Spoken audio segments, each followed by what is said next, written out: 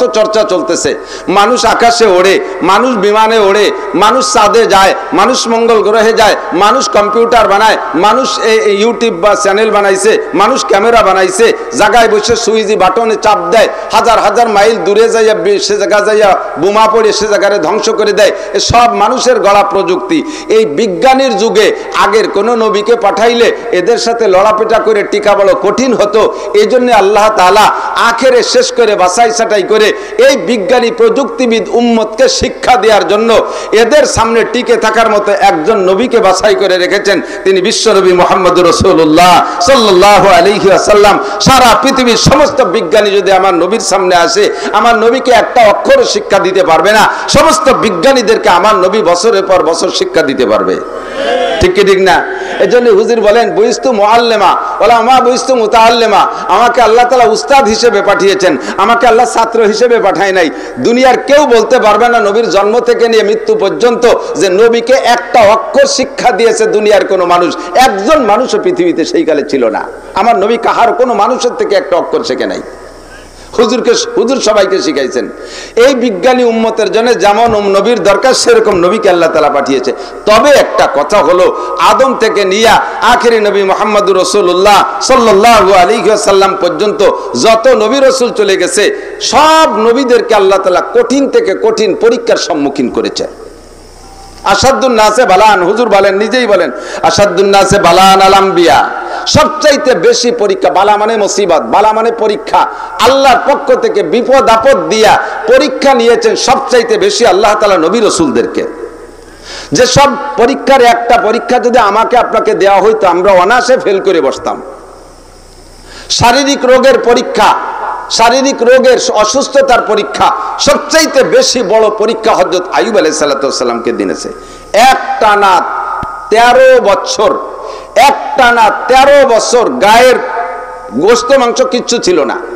কোথাও যখন পড়ে থাকতেন, শুয়ে থাকতেন, মনে হতো যেন একটা পোকার স্তূপ। শুধুমাত্র জিহ্বাটা বাদে, চোখের মণিটা বাদে আর কোনো কোথাও মাংস ছিল না। উনার স্ত্রী উনাকে খানা খাওয়াইতেন, মুখের মধ্যে খানা দিলে চলে, গোশত ছিল না, এদিক দিয়ে বেরোয় যেত। যার কারণে উনার স্ত্রী হযরত রহিমা আলাইহিস সালাতু ওয়াস সালাম, হযরত ইউসুফ আলাইহিস সালাতু ওয়াস সালামের পুতনি, পুতনি কয় তো আমাকে দিক, ছেলের মেয়েরে কি কয়? পুতনি কয় না? হযরত ইউসুফ আলাইহিস সালাতু ওয়াস সালামের পুতনি রহিমা আলাইহিস সালাম, আইয়ুব আলাইহিস সালামের স্ত্রী, উনি খাদ্য সংগ্রহ করে খাবারকে চটকাইয়া, জাল খাবার দিতে সহ্য হতো না, মুখের সব জায়গাতে পোকা, শুধু জিহ্বাটা ভালো আছে জিকির করার জন্য, কিছু মুখে দিলে এদিক দিয়ে বেরোয় যায়। যার কারণে রহিমা তার জিহ্বাটাকে, নিজের জিহ্বাটাকে চামচ বানাইয়া, নিজের জিহ্বাটাকে কোষ করে চামচ বানাইয়া ওর মধ্যে এই হালুয়া খাবার রেখে হযরত আইয়ুব আলাইহিস সালাতু ওয়াস সালামের মুখ ভরা থকবক করে পোকা, ওই পোকার ভিতর দিয়ে স্বামীর মুখের ভিতরে জিহ্বাটা হলকুম পর্যন্ত ঢুকাই দিয়ে সুরসুর করে ছাড়তেন আর আইয়ুব আলাইহিস সালাম গিলে খাইতেন। 13 বছর এভাবে কাটার পরে একদিন এরকম এভাবেই পরিবেশন করেন খানা। একদিন মুখের মধ্যে জিহ্বা ঢুকাই দিয়েছে, মুখের দুই পাশ থেকে 2টা পোকায় হযরত রহিমার জিহ্বায় কামড় দিয়েছে। 2 পোকার কামড়ে রহিমা অজ্ঞান হয়ে গেছে, বেহুশ হয়ে গেছে। কিছুক্ষণ পরে হুশ আইসা হযরত রহিমা আইয়ুব আলাইহিস সালামকে বলতেছে, ইয়া নবী আল্লাহ আইয়ুব উদউ ইলাল্লাহ আইয়াবরাকাল্লাহ। ওগো আল্লাহর নবী আইয়ুব, আপনি আল্লাহ, আপনি মুস্তাজাবুদ দাওয়াত, সমস্ত নবীদের দোয়া আল্লাহ পাক কবুল করেন, আপনিও মুস্তাজাবুদ দাওয়াত, আপনার দোয়া আল্লাহ কবুল করবেন। আপনি এত কষ্ট সহ্য করেন কিভাবে? আজ 13টা বছর লক্ষ লক্ষ পোকায় আপনার গায়ের রক্ত মাংস খুশে খেয়ে ফেলছে, খুলে খেয়ে ফেলছে, এত কামড় আপনি কি করে সহ্য করেন? আমি 2টা পোকার কামড় সহ্য করতে না পেরে অজ্ঞান বেহুশ হয়ে গেছি। আপনি আল্লাহ পাকের কাছে দোয়া করেন, আল্লাহ পাক আপনাকে সুস্থ করে দেবে। হযরত আইয়ুব আলাইহিস সালাম বলেন, রহিমা, আমি আল্লাহ পাকের কাছে কথা বলতে লজ্জা পাই। তুমি যদি বিরক্ত বোধ করো যে আমার এই পোকার বাসা থেকে সহ্য হয় না, তোমার ঘৃণা লাগে, তুমিও চলে যেতে পারো। তুমি বাদে আমার আরো 3টে স্ত্রী ছিল, একে রাত্রে 4টে স্ত্রী, 3টে স্ত্রী 3 বিছানা থেকে হারিয়ে গেল, গায়েব হয়ে গেল, আর তাদেরকে পাইলাম না। তুমিও যদি ও রাত্রে আমার কাছে না থাকতে হয়তো তুমিও গায়েব হয়ে যেতে। এই যুদ্ধ, এই জিহাদ আমাকে একাকেই করতে হতো। তোমার যদি বিরক্ত লাগে, কষ্ট লাগে, চলে যেতে পারো। আমি আল্লাহ পাকের কাছে আমার সুস্থতার দোয়া করতে পারবো না। কেন? সুস্থতার দোয়া করা কি অন্যায়? কয় অন্যায় না। রোগ ও আল্লাহর নিয়ামত, সুস্থতা আল্লাহর নিয়ামত, সুস্থতা আল্লাহর নিয়ামত, রোগ ও আল্লাহর নিয়ামত। মোমেনকে যদি আল্লাহ পাক রোগ দেয়, রোগের মাধ্যমে আল্লাহ পাক মোমেনের গুনাহ মাফ কইরা দেয়। কাজেই রোগও একটা নিয়ামত, তবে সুস্থতা নিয়ামত, দুইটাই নিয়ামত। কিন্তু আমি আল্লাহর পাকের কাছে এত তাড়াতাড়ি বলতে পারবো না। আমি জীবনে ইচ্ছাকৃত ভাবে কোনো গুনাহ করি নাই, কোন নবী রাসূল গুনাহ করে না। নবীরা মুনাজ্জাম, নবীরা মুবাররাহ, নবীরা বেগুনাহ মাসুম। আমাকে দিয়ে আল্লাহ তাআলা কখনো গুনাহ করার সুযোগ দেন নাই। কোন কারণে আমার গায়ে পোকা দিল আমি জানি না। আমি 70 বছর সুস্থ ছিলাম, ধনে ধনে ভরপুর ছিলাম, স্বাস্থ্য চেহারা সুন্দর ছিল, মান সম্মানে দামি ছিলাম, আমি আঞ্চলিকভাবে রাজাও ছিলাম, একজন নবীদের সিরিয়ালের একজন নবীও ছিলাম। সব কিছুর ভিতর দিয়ে মালিক আমাকে 70 বছর ভালো রেখেছে, মাত্র 13টা বছর আমাকে রোগ দিয়েছে। আমি যদি এখনই রব্বুল আলামিনের কাছে শিকায়েত করি, আল্লাহ পাক আমাকে খুঁটা দিয়ে বসতে পারে, ওগো আইয়ুব তোমারে 70 বছর ধনে ধনে সব দিক দিয়ে ভালো রাখলাম, মাত্র 13টা বছর রোগ দিলাম, তুমি এত তাড়াতাড়ি। রব্বুল আলামিন তো আমাকে দেখতেছেন, কমপক্ষে আমার শরীরের উপরে এই রোগ 70 বছর চলতে থাকবে। 70-এ যখন সমান হবে, তারপরে বলতে পারবো আল্লাহ সুস্থ রেখেছিলে 70, রোগও দিয়েছে 70, দুই নিয়ামত সমান সমান হয়েছে। এখন বাকি জিন্দেগি কি আমাকে সুস্থ করে দেওয়া যায়? তার আগে আমি মুখ খুলতে পারবো না। তোমার ভালো না লাগলে তুমি চলে যেতে পারো। রহিমা আলাইহিস সালাম পোকার বাসাটারে বুকের সাথে জড়িয়ে ধরে মাপ চাইতেছে, ওগো আল্লাহর নবী আইয়ুব, আপনি আমার প্রিয় স্বামী, আমি আপনার এই পোকার বাসা দিকে বিরক্ত বোধ করছি না, খেদমতে কষ্ট করছি তাই আমি বিরক্ত বোধ করছি না। আমি আপনার কষ্টের দিকে তাকাইয়া সুস্থতার দোয়া করতে বলেছি। আপনি লক্ষ লক্ষ পোকার কামড় কি করে সন? আমি মাত্র 2টা পোকার কামড়ে বেহুশ হয়ে গেছি, তাই আপনার দিকে তাকাই আপনাকে সুস্থ হওয়ার দোয়া করতে বলছি। হযরত আইয়ুব আলাইহিস সালাম বললেন, আমি তা বলবো না, তবে তোমার ভালো না লাগলে চলে যেতে পারো। রহিমা বললেন, আমাকে তাড়িয়ে দেবেন না, তাহলে আমার কপাল পড়বে, আমি আপনার খেদমতে থাকবো সব সময়। খেয়াল করতেছেন এদিক? আল্লাহু আকবার।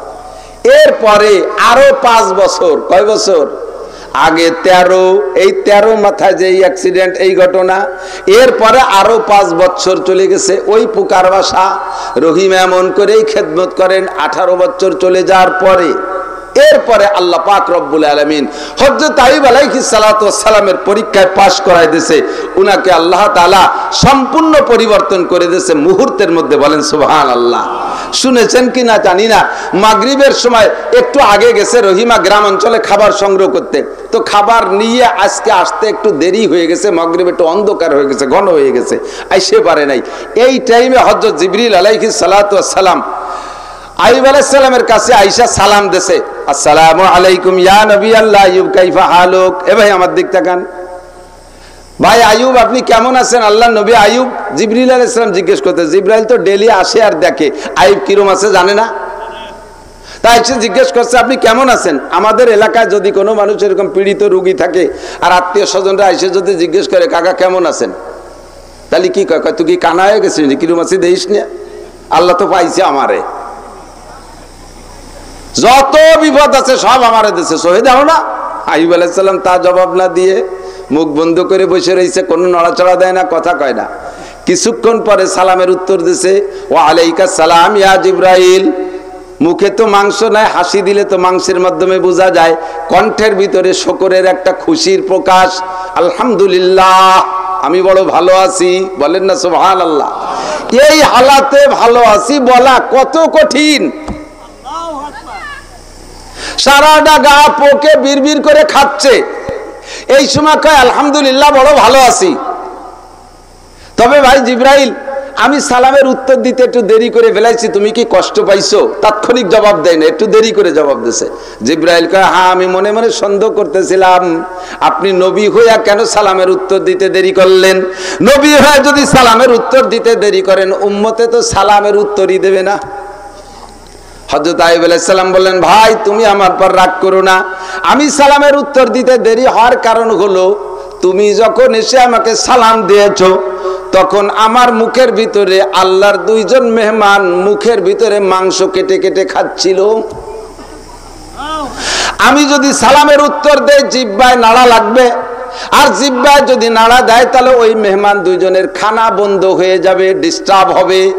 কিয়ামতের ময়দানে যে যদি ওরা অভিযোগ করে, আল্লাহ তোমার গায়ে, তোমার আইয়ুবের গায়ে থেকে কত পোকায় খানা খাইলো, কেউ রে কোনোদিন বাধা দিল না, আমাদেরকে যেদিন মেহমান হিসেবে তার গায়ে থেকে গোশত খাইতে পাঠাইলা, জিহ্বা নাড়া দিয়ে আমাদের তৃপ্তি সহকারে খাইতে দেয় নাই, আসুদাপুরে খেতে দেয় না, ডিস্টার্ব করেছে, ওই পোকা দুটা অভিযোগ করলে কি জবাব দেব? এই জন্য আমি মুখ বন্ধ করে রেখেছি। পোকা দুটো খেয়ে যখন থেমে গেছে তারপরে আমি তোমার সালামের উত্তর দিছি, তাই একটু দেরি হইয়া গেছে। এরকম পরীক্ষা আমাকে আপনাকে নিলে পাস করা সম্ভব? একটু বলেন সম্ভব? আল্লাহু আকবার। হযরত আইয়ুব আলাইহিস সালাতু ওয়াস সালামের এই জবাব শুইনা আরশে আজিমের মালিক আল্লাহ পাক জিবরাইলকে বলতেছেন, জিবরাইল আমার আইয়ুব কি জবাব দিল? জিবরাইল কয়, আল্লাহ এত বড় বিপদের ভিতরে থেকে মানুষে এমন জবাব দিতে পারে এইটা আমার জানা ছিল না। আল্লাহ পাক রব্বুল আলামিনের কাছে জিবরাইল বললেন, আল্লাহ আর তুমি তোমার আইয়ুবরে কার কতকাল কষ্ট দিবা? আল্লাহ কা আজকে পর্যন্ত শেষ, আমার আইয়ুব তার পরীক্ষায় পাশ করেছে, ফেল করে নাই, এক্ষুনি তারে পুরস্কার দিয়ে দাও। কি পুরস্কার দেব? 1 নম্বরে শরীরটা ভালো করে দাও, 2 নম্বরে জান্নাত থেকে 5টা পুরস্কার তাকে নিয়ে দাও। শরীরটা ভালো করার প্রক্রিয়া কি, মেডিসিন কি হবে, চিকিৎসা পদ্ধতি কি? আল্লাহ পাকের হুকুম অনুযায়ী জিবরাইল আইয়ুব আলাইহিস সালামকে বললেন, আপনার পায়ের গোড়ালি দিয়ে মাটিতে একটু আঘাত করেন।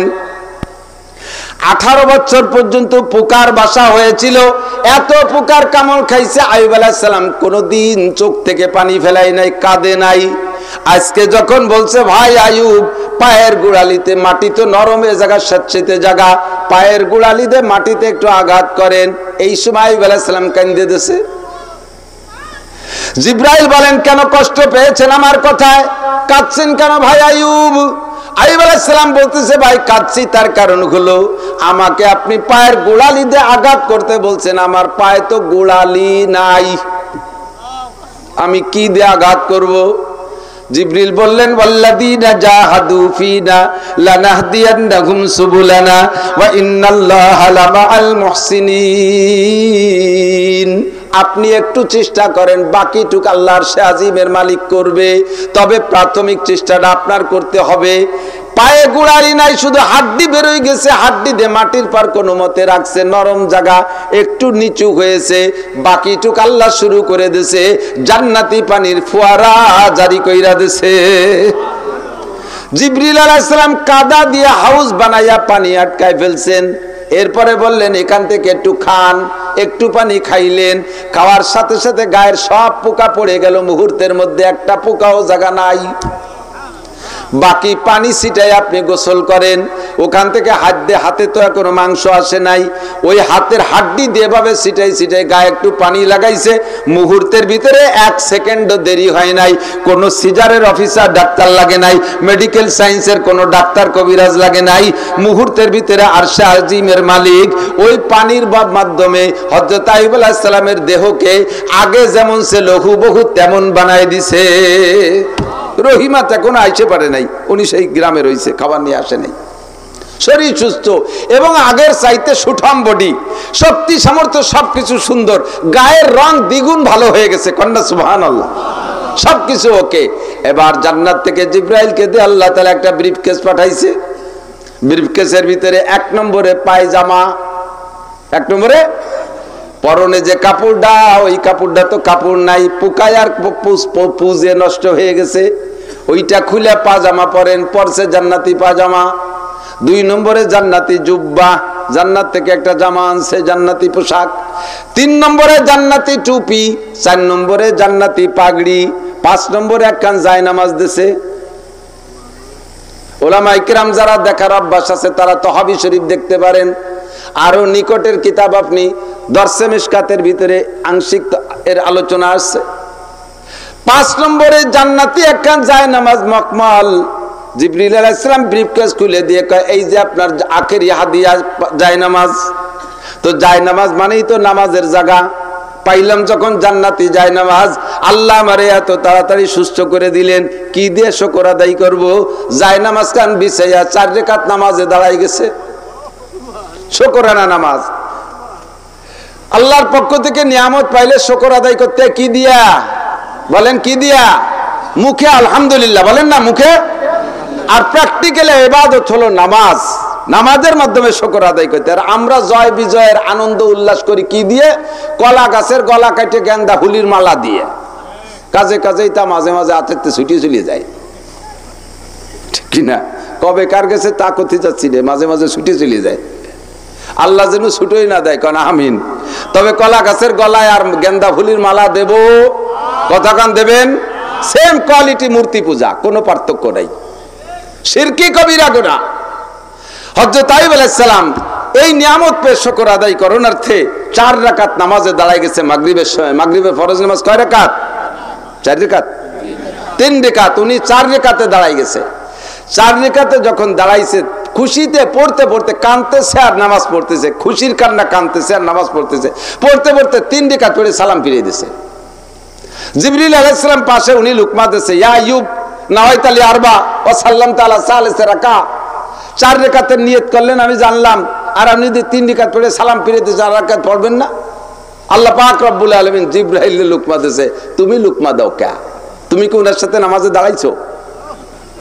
আমার আইয়ুবের নামাজ পড়ে, তুমি তো বাইরের লোক, তুমি সালাম, তুমি লুকমা দাও কে?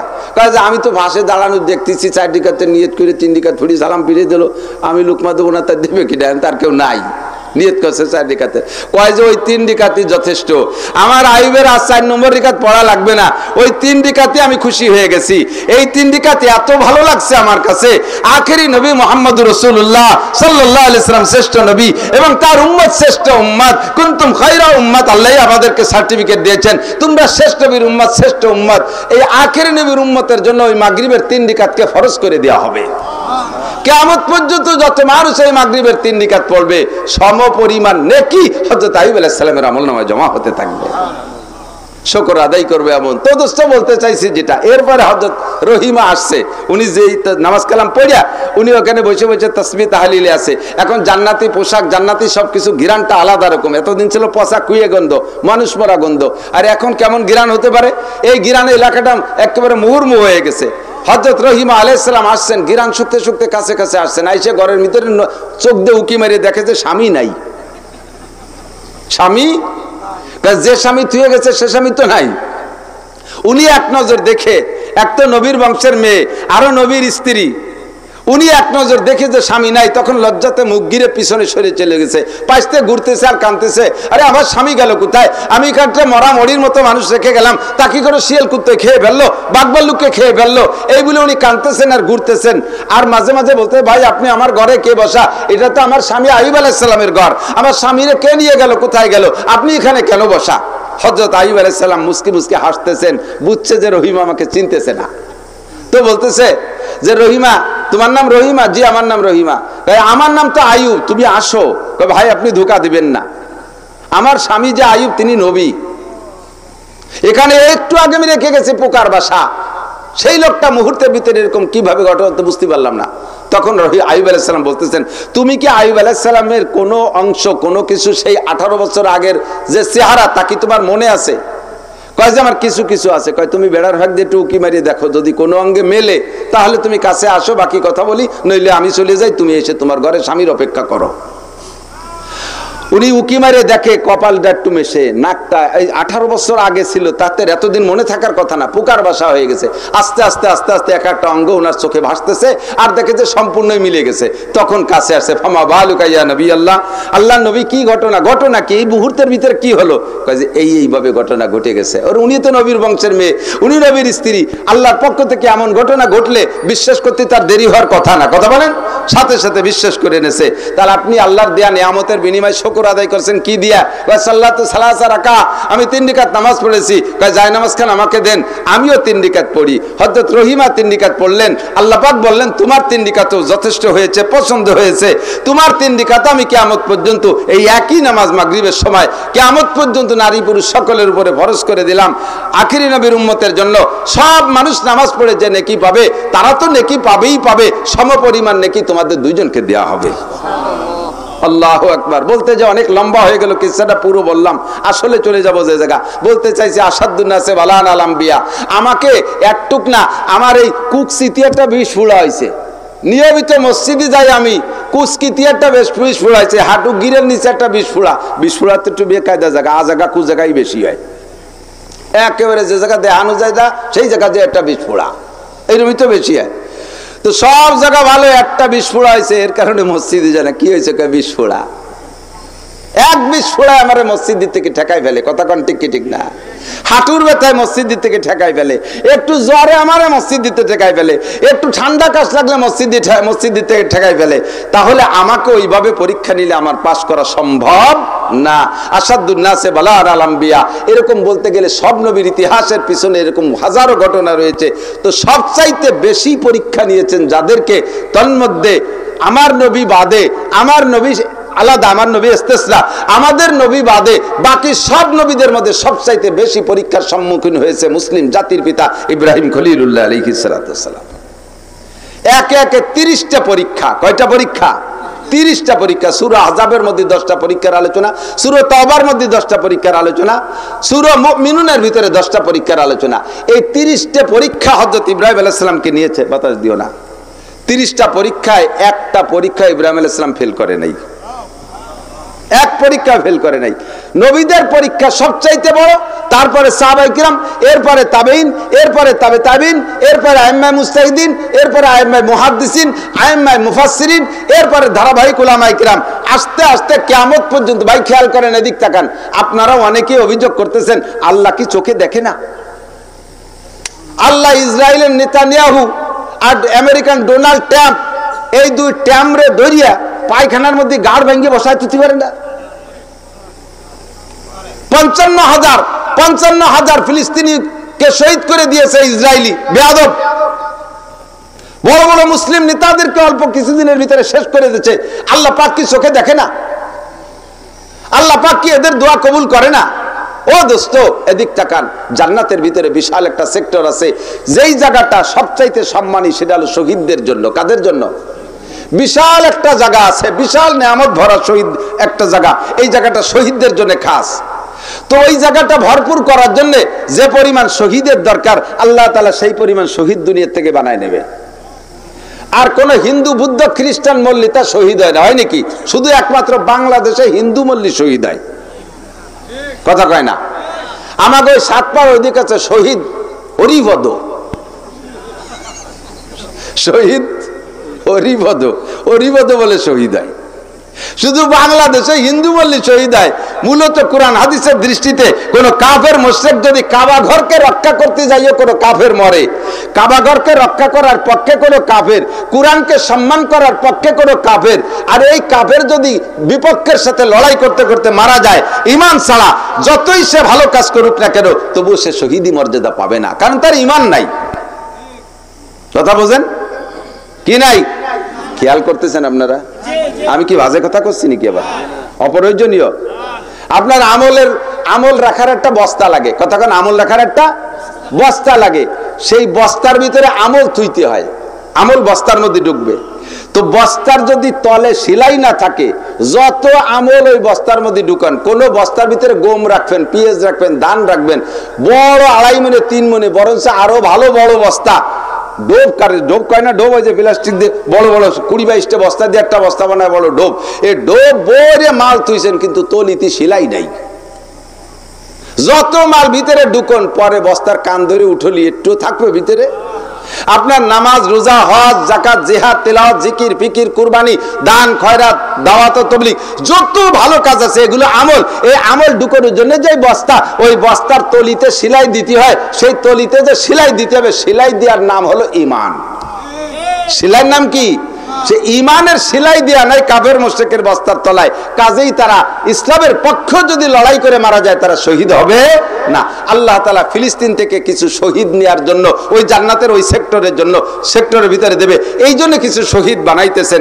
বাকি পরীক্ষা নেবেন আল্লাহ তাআলার ওয়াদা, সবচাইতে বেশি পরীক্ষা নেবে নবীদেরকে, তারপরে সাহাবায়ে কেরাম, এরপরে ইমামরা, এরপরে উলামায়ে কেরাম, পীর মাশায়েখরা, আস্তে আস্তে আস্তে আস্তে যত মুসলমান ইমানদার আছে যারা আল্লাহর সাথে যতটা বেশি সম্পৃক্ত তাদেরকে আল্লাহ তাআলা তত বেশি পরীক্ষা দেয়। আমরা এই পরীক্ষায় কষ্ট পাই না, দুঃখ পাই না, আমরা খুশি থাকবো, বলেন আলহামদুলিল্লাহ।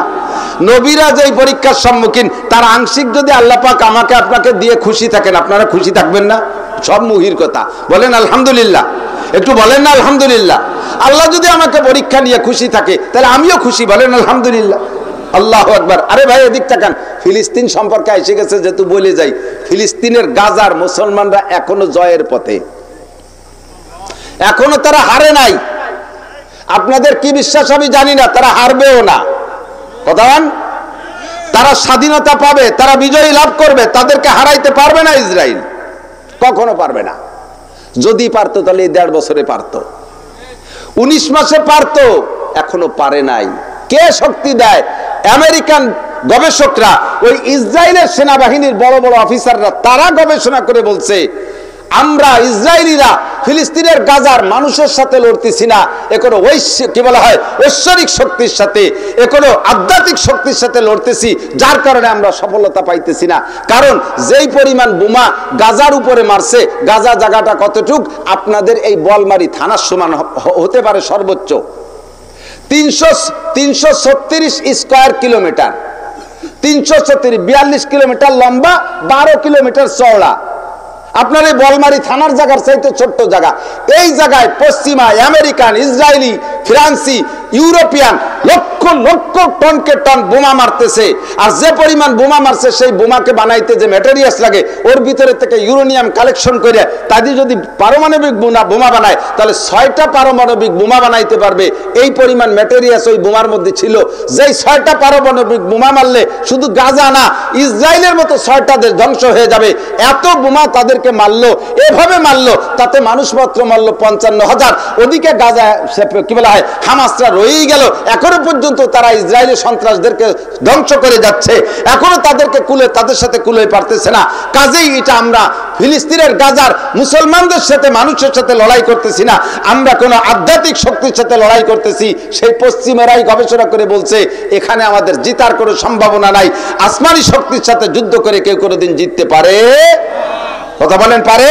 পারে না। কাজে এখানে আমরা দোয়া ফেল করছি তা না, দোয়া চলছে, দোয়া কবুল হয়েছে, যার কারণে টিকে রয়েছে, নইলে একদিন থাকতে পারতো না, মানুষ একটাও থাকার কথা না। অথচ ডেলি ডেলি ইসরায়েলি সৈন্য মূর্তি তালে আছে। এবং যে পরিমাণ অস্ত্র গাড়ি পাঠাইছে, যুদ্ধের অস্ত্র বহন করার জন্য, ট্যাঙ্ক সহ তার 3 ভাগের 1 ভাগে ওই কয়েকজন গাজার মুজাহিদরা হাতের মাত্র সামান্য অস্ত্র দিয়ে তার 3 ভাগের 1 ভাগ যানবাহনকে ধ্বংস করে দিয়েছে। হাজার হাজার সৈন্য শেষ করছে, স্বীকার করে না ওই শয়তানগুলো।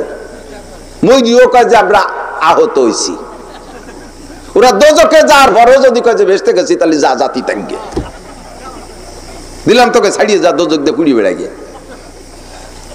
আসাদুন্নাসে বালার আলাম্বিয়া, আমাকে আপনাকে যদি আল্লাহর পক্ষ থেকে পরীক্ষা নেওয়া মঞ্জুর হয়, আমি পরীক্ষায় পাশ করার জন্য প্রস্তুত আছি। কথা বলেন ঠিক ঠিক না? তবে আল্লাহ এমন পরীক্ষা তুমি নিও না যেটা আমার ধৈর্যের বাহিরে হবে, আমি বেঈমান হয়ে যাই, এমন পরীক্ষা নেব না, নিও না। এই জন্য দোয়া করবেন, গজল গাইবেন, গজল ভুল গায়, জাহান্নামের আগুন মাবুদ সইতে পারবো না, দুনিয়াতে নৌকা দাইয়া আখেরে কাদাইও না। দুনিয়াতে কাদাই নেওয়ার জন্য আল্লাহরে দায়িত্ব দিচ্ছেন। আল্লাহ যদি দুনিয়ায় কাদানো আপনার দোয়া কবুল করে বসে, এমন কাদান কাদাইতে পারে আপনি ঈমান ধরে রাখতে পারবেন না, বেঈমান হয়ে মরবেন। কাজেই ওই দোয়া কখনো করবেন না, ওই গজলও কখনো গাইবেন না। গাইতে হলে শব্দ পাল্টায় দেন, জাহান্নামের আগুন মাবুদ সইতে পারবো না, দুনিয়া ও আখিরাতে আমাকে কাঁদাইও না, দুনিয়া ও আখিরাতে আমাকে কাঁদাইও না। আমি দুনিয়াও কাঁদতে রাজি না, আখিরাতেও কাঁদতে রাজি না। কথা বলেন ঠিক কি ঠিক না? দুনিয়া আমি আনন্দে থাকবো, আখিরাতে আনন্দে থাকবো। কেন আমি কাঁদবো? চলার পথে গুনাহ খাতা হবে, এর জন্য আমি কাঁদবো। আমি দুনিয়ায় আখিরাতের যে আযাব, সেই আযাব দুনিয়ায় টাইনিয়ে আইনা আমি সেই আযাব ভোগবো আর কাঁদবো, এই কাজ আমি সহ্য করতে পারবো না। ঠিক কি ঠিক না? আমি দোয়া করবো আল্লাহর কাছে। তো সবচেয়ে বেশি পরীক্ষা নিয়েছেন নবীদেরকে, ধারাবাহিক মুসলমানদেরকে আল্লাহ তাআলা নিতে তালে আছে। এতে যদি আল্লাহ খুশি, আমিও খুশি, বলি আলহামদুলিল্লাহ। তো ইব্রাহিম আলাইহিস সালামের 30টা পরীক্ষা। কয়টা? একটু কোন কয়টা? 30টা বলতে গেলে 30 ঘন্টা সময় হলে সুন্দর হয়, কিন্তু অত পারা যাবে না। 2টা পরীক্ষার কথা আমাদের কাছে বেশি আলোচিত, যার একটা হুজুর বলেছেন, আর একটা হলো নমরুদ হযরত ইব্রাহিম আলাইহিস সালামকে আগুনের ভিতরে নিক্ষেপ করেছিল, ঠিক কি না? অগ্নি পরীক্ষা। নাম কি? একটু কোন কি? অগ্নি পরীক্ষা, আগুনের পরীক্ষা। দুনিয়ায় সবচেয়ে বড় পরীক্ষার নাম হলো অগ্নি পরীক্ষা। এ কিসসাও জানেন, লম্বা করে সময় নষ্ট করব না, আমি চলে যাব একটু জরুরি কথার দিকে। এসে গেল মৌসুমি কথা, একটু বলি। অগ্নি পরীক্ষা ইব্রাহিম আলাইহিস সালাম পাস না ফেল? কথা কয় না? শুধু ইব্রাহিম আলাইহিস সালাম যদি ওই জায়গা বলতেন, নমরুদ মহারাজ আমাকে 2টা দিন সুযোগ দাও, বা 2 মাস সুযোগ দাও, বা 2 বছর সুযোগ দাও, তোমারে রব বলবো কি বলবো না এ ভাবার জন্য আমারে 2টা বছর সময় দাও, তাহলেই নমরুদ ইব্রাহিম আলাইহিস সালামকে আগুনে ফেলাইতো না। কিন্তু ইব্রাহিম আলাইহিস সালাম 2 মাস না 2 সেকেন্ডও কি সময় নেছে? ইব্রাহিম আলাইহিস সালাম কয় আমানতু বিল্লাহ, আমি ঈমান আনছি আল্লাহর পর। আগুন তোর না হে নমরুদ, আগুন তোর বানানো না, আগুনের মালিক কে? মালিক যদি আমারে আগুন দিয়ে পোড়ায় তাহলে আমি পুড়ে ছাই হয়ে যাব, জাহান্নাম, আমি দুনিয়ার থেকে শহীদ হয়ে যাব, আমি জান্নাতে চলে যাব। আর যদি মালিক মনে করে যে না আমাকে সেখানে আগুনের মধ্যে বাঁচাবে, সে ক্ষমতাও তার আছে না নাই? আল্লাহ। আগুন হইল ফুল বাগিচা, পশম জলে না। আগে গজল গাইতো না, মনে আছে নাকি মুরব্বীরা? হ্যাঁ, এক ডেকেছেন ইব্রাহিম নবী নমরুদের আগুনে পড়ি, আরে আগুন হইল ফুল বাগিচা, আগুন হইল ফুল বাগিচা, পশম জ্বলে না, খোদা তোমায় ডাকতে জানি না। কি মায়াবী গজল, কথা কন না, ঠিক না?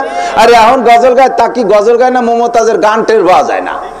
দূরিতে খালি মনে হয় যেন আউমা ক্ষমা হতেছে মমতাজ কণ্ঠে। এই সমস্ত গজল গাওয়া জায়েজ নাই। সব মুফতিরা ফতোয়া দিয়েছে এই সমস্ত চলমান চলচ্চিত্রের যে সঙ্গীতরা কণ্ঠশিল্পীরা আছে তাদের কণ্ঠে কণ্ঠ মিলাইয়া যে গজল বানাইছে এই গজলগুলো না জায়েজ। এই মায়াবী গজল গাও। তো আগুন ফুল বাগান হয়ে গেছে, ইব্রাহিম আলাইহিস সালাম একটা পশমও পড়ে নাই, বলেন না সুবহানাল্লাহ। এবং যখন আগুনের মধ্যে ফেলাইছে তখন ওই সময় নমরুদ আবার ইব্রাহিম আলাইহিস সালামের গায়ের কাপড় সব খুলে ফেলাইছে। শয়তান আইসা নমরুদরে কুবুদ্ধি দিয়েছে, ও তো বুড়ো শয়তান, শয়তান তো শয়তানি। আইসে কয় যে মহারাজ ওই ইব্রাহিমের গায়ে যে জামা আছে না, জামার মধ্যে জাদু, ওই জামা সহ আগুনের মধ্যে ফেলালি তোমার আগুন যাবে না, নিবে ও পড়বে না ইব্রাহিম, কাজেই জামা কাপড় খুলিয়ে রাখো। তার মানে ইব্রাহিম আলাইহিস সালামকে বেবস্ত্র করে বেইজ্জতি করবে, এই কুবুদ্ধি শয়তানি শিখিয়ে দিয়েছে। নমরুদ সাথে সাথে ইব্রাহিম আলাইহিস সালামের গায়ে থেকে কাপড় খুলে ফেলাইছে। আল্লাহ তাআলা জিবরাইলকে বললেন, জিবরাইল কাল বিলম্ব হবে না, এক্ষুনি জান্নাত থেকে আমার ইব্রাহিমের গায়ের কাপড় ও খুলবে একদিক দিয়ে, আর আরেক দিক দিয়ে তুমি জান্নাতি কাপড় পরে সতর ঢেকে দিবা। একদিক দিয়ে নমরুদ কাপড় খুলছে, আর একদিক দিয়ে ইব্রাহিম আলাইহিস সালামকে জান্নাতি কাপড় পরাই দিয়েছে। জান্নাতি কাপড় গায়ে থাকা অবস্থায়, জান্নাতি কাপড় গায়ে থাকা অবস্থায় এই জান্নাতের কাপড়ের গায়ে আগুন দুনিয়ার কোনো আখেরাতের আগুনে স্পর্শ করবে না। কাজেই এই আগুনে তো ইব্রাহিমের পোড়ার কথা না। ইব্রাহিম আলাইহিস সালামকে ধরে আগুনের একেবারে চড়ক দিয়ে মাঝখানে ফেলাইছে। যখন আগুন চড়ক দিয়ে মাঝখানে ফেলায় তখন ইব্রাহিম জিবরিল আলাইহিস সালামকে আল্লাহ পাক বলছেন ওই একই সফরে কাজ সেরে নিয়েছে, আমার ইব্রাহিম নমরুদের ওই গজবের, নমরুদের ওই অভিশপ্ত কাঠের উপরে বসবে না, জান্নাতি খাট আগুনের মধ্যে বানায় দাও। জিবরিল আলাইহিস সালাম জান্নাতে একখান খাটও নিয়ে আসছে, আইনিয়া ওই আগুনের মধ্যে বিছাই দিয়েছে। জিবরিল আলাইহিস সালাম নিয়ে ইব্রাহিম আলাইহিস সালামকে যখন চড়ক দিয়ে ফেলাইছে খাটের উপরে যে বসছে, যখন খাটের উপরে বসছে, খাটও জান্নাতি খাট, জামাও জান্নাতি জামা, দুনিয়ার আগুন তো স্পর্শ করবে না, আগুন চলে গেছে কয়েক মিটার দূরে, গায়ের সাথে কোনো আগুনই নাই। জিবরিল আলাইহিস সালাম খাটের উপরে পাশে বসা, জিজ্ঞেস করতে যে কষ্ট হচ্ছে না তো? আমি আপনার কাছে জিজ্ঞেস করতেছি না, জিব্রাইল আলাইহিস সালাম ইব্রাহিম আলাইহিস সালামকে জিজ্ঞেস করতেছে। কষ্ট হচ্ছে না তো আগুনে? তো ইব্রাহিম আলাইহিস সালাম কয় যে আগুন কো? কয় যে আগুন ওই যে দেখা যাচ্ছে। আগুনের পর হুকুম হয়েছে কার? কুলনা ইয়া নারু কুনি বারদাও ওয়া সালামান আলা ইব্রাহিম, হে আগুন ইব্রাহিমের জন্য শান্তিদায়ক ঠান্ডা হয়ে যাও। বেশি ঠান্ডা হলে এবার কালাই যাবে না, শান্তিদায়ক ঠান্ডা হয়ে গেছে। তাই বসে রয়েছে দুইজন। আগুন তো আগুন খাই দেয়, কয়দিন কাঠটা টুড়ি শেষ হয়ে গেছে, দেয় যে ইব্রাহিমের সালাম তাজা তনে বারোয় চলে এসে। ডিমিতে বাচ্চা যেমন ফুরফুরিয়ে বেরোয়, ইব্রাহিম বেরোয় চলে এসে। নমরুদ কয় যে তোমার মতো জাদুকর পৃথিবীতে নাই, এত বড় আগুনের মধ্যে জাদু এরিয়ে বাইসে চলে আসলে। জাদুকর কে? এ জাদু খেলাইছে কেডা? আল্লাহ খেলাইছে, ঠিক কিনা? উনার জন্মের শুরু থেকে বলতে গেলে 30টে বললাম না, 30টে বলতে 30 ঘন্টা লাগবে। কোরআন শরীফ বড় উনার কিসসা, মুসা আলাইহিস সালাম আর ফিরাউনের গল্প, তো সময় লেগে যাবে। তো ইব্রাহিম আলাইহিস সালামকে আল্লাহ তাআলা পরীক্ষায় ফেল করাইছে না পাস করাইছে? পাস করে বেরোইছে। পাস করাইছে কে? আল্লাহ তাআলা পাস করাইছে। এই জামাটা বড় জান্নাতি জামা, খুব দামি জামা। তো ইব্রাহিম আলাইহিস সালামের দুইটা ছেলে, একটা ইসহাক, ইয়াকুব কি বলা হয়, ইসমাইল আলাইহিস সালাম, আর একটা ইসহাক আলাইহিস সালাম। পরবর্তীতে বাপের সম্পদ, বাপ মারা যাওয়ার পরে সম্পদ বন্টন হয়। তো সম্পদ বন্টনের সময় ইসহাক আলাইহিস সালাম ইসমাইল আলাইহিস সালামের থেকে 13 বছরের ছোট, 13 বা 14 বছরের ছোট ভাই ওই জামাটার দাবি করছে, ভাই এই জান্নাতি জামাটা কিন্তু আব্বার জামাটা আমারে দিবা।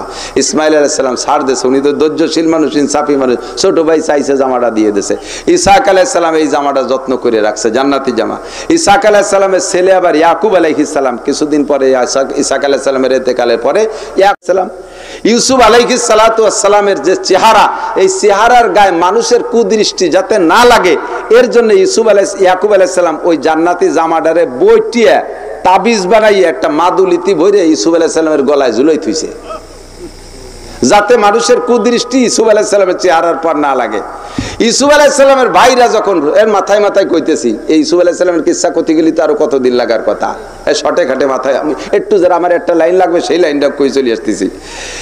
ইউসুফ আলাইহিস সালামের 10 ভাই যখন ইউসুফ আলাইহিস সালামকে ধরে নিয়ে কুয়োর মধ্যে ফেলাইছে, সেদিনে উনার জামা কাপড় সব খুলে ফেলাইছে, উনাকে ব্যবস্থা করে ছেড়ে দিয়েছে সেই কুয়োর ভিতরে। সাথে সাথে জিবরিল আলাইহিস সালাম আল্লাহ পাক রব্বুল আলামিন জিবরাইল আলাইহিস সালামকে অর্ডার করছে, আমার ইব্রাহিমের সেই খাটখান আর আমার ইব্রাহিমের সেই জামা, খাটখান যেখানে আছে সেখান থেকে নিয়ে কুয়োর ভিতরে বসায় দাও, যেন পানির মধ্যে পড়ে ইউসুফের কষ্ট না হয়। জিবরিল আলাইহিস সালাম কুয়োর ভিতরে খাট বসায় দিয়েছে, সেই খাটের মধ্যে যে বসে রয়েছে, বলেন না সুবহানাল্লাহ। জামা বাইরা খুলে ফেলাইছে, সাথে সাথে জিবরিল আলাইহিস সালাম কেনি আঙ্গুলির খুসা দিয়ে তাবিজের মধ্যে থেকে সেই জামাটা বের করে জান্নাতি জামা ইউসুফরে পরায় দিয়েছে, জান্নাতি জামা গায়ে দিয়ে বসে রয়েছে। 3 দিন পরে যখন প্রতিক্রিয়া বের করছে কুয়েত থেকে, চলে গেছে মিশরে। সেখানে যাওয়ার পরে তো লম্বা সময় চলে গেছে। যাওয়ার পরে হযরত ইউসুফ আলাইহিস সালাতু ওয়াস সালাম লাস্টে যাইয়া আজিজে মিসরের ইন্তেকালের পরে মিশরের প্রধানমন্ত্রী, প্রেসিডেন্ট হয়ে গেছে। তো বাইরা সে জায়গা ত্রাণ আনতে যাইয়ে ধরা খাইছে। লম্বা কিচ্ছার মাথায় যেটুকু আমার দরকার সেটুকু বলতেছি। যার পরে লাস্টে যখন বলছে এই ধরা পড়ে গেছে, বাইরা প্রমাণিত হয়েছে ইউসুফ আলাইহিস সালাম, এই যে বাইরাও টের পাইছে যে ইউসুফ আলাইহিস সালাম প্রমাণ হয়ে গেছে কথা, তখন বলতেছে আব্বার অবস্থা কি, আব্বার অবস্থা কি? তখন বাইরা বলতেছে, ভাই তোমার জ্বালায় কানতে কানতে চোখ দুটি অন্ধ হয়ে গেছে। তো ইউসুফ আলাইহিস সালাম বললেন, এই যে জান্নাতি জামা আমাদের জাদ্দে আমজাদ হযরত ইব্রাহিম আলাইহিস সালাতু ওয়াস সালামকে দেওয়া জান্নাতি জামা আমার কাছে আছে।